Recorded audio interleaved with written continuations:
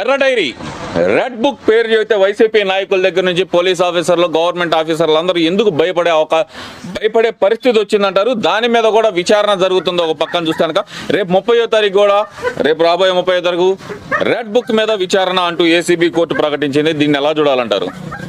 మీకు ఒక విషయం చెప్పాలి. ఎర్ర డైరీ ఎదవలకి అది గుణపం. త్వరలో ఇప్పుడు ఎవరైతే భయపడుతున్నారో వాళ్ళందరూ నేరస్తులని ఈ సందర్భం గుర్తు చేస్తున్నా. ఎవరికి భయం ఉంటుందా? చిత్రగుప్తుడు చిట్టాపోతు రాస్తుంటే భయపడేది ఎవడు? నరకానికి పోయేవాడే కదా. ఆ నరకానికి పోయే పనులు ఎందుకు చేస్తాడు? అయ్యే చేయకపోతే యముడికి చిత్రగుప్తుడికి నరకలోకానికి భయం ఉండదు. అట్లాంటి దరిద్రులందరికీ ఇప్పుడు పాసు గారిస్తాడు నారా లోకేష్. అక్కడ ఎవరిని వదిలిపెట్టడు.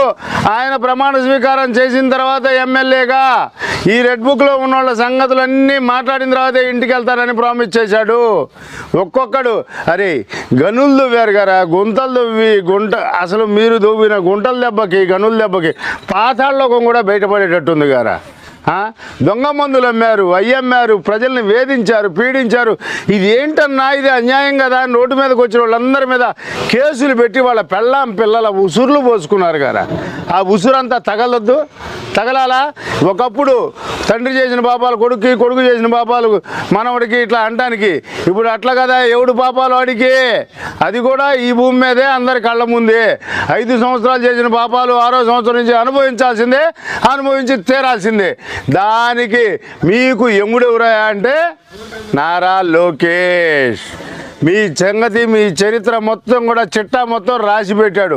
ఇక ఎంక్వైరీలు అంటారా? బొచ్చులోది మీరు పీకేది ఏమీ లేదు. ఎన్ని ఎంక్వైరీలు వేసుకుంటారో వేసుకోండి, ఎంతమంది మీద వేసుకుంటారో నాలాంటి వాళ్ళ మీద కూడా వేసుకొని పోండి. ఏం బిక్కుంటారో బిక్కోండి.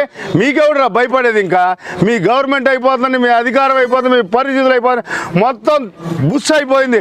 మీ జగనే అన్నాడు కోరిపోతున్నాం, ఇంటికి పోతున్నామని. ఇంకా మీకు దమ్మేడిది, ధైర్యం ఏడిది? అవుట్ ఫినిష్ తీసేయి. ఇదంతా ఒక ఎత్తు అయితే కనుక మరో పక్కన చూస్తే కనుక ఈ వైసీపీ నాయకులు ఇప్పుడు కూడా ఏ ధీమాతోటి గెలుస్తాం మేము 175 అంటున్నారంటారు. అసలు ఎప్పుడు అన్నారా 175 ఎప్పుడూ సార్ అన్నాడు. ఆయన అన్న రోజు నుంచి 75 అన్నా వస్తాయేమో, ఒకటి తీసేస్తారేమో 175లో అనుకున్నాం. ఇప్పుడు అవి కూడా పోయింది. ఇటు 5 తీసేసి 17 వచ్చేటట్టు ఉన్నాయి. వాడి పరిస్థితి దారుణంగా ఉంది. జిల్లాకు 1 సీటు వస్తే గొప్పే. 13 జిల్లాల్లో 13 సీట్లు వస్తే గొప్పే. పరిస్థితి దారుణంగా ఉంది. ఇంకా మీకు విషయం చెబుతున్నాను, ఖచ్చితంగా 2-3 జిల్లాలు క్లీన్ స్వీప్ చేస్తాయి. రాసి పెట్టుకోండి. అయిపోయింది జగన్ పని. జగన్ మటాష్, ఫినిష్, క్లోజ్.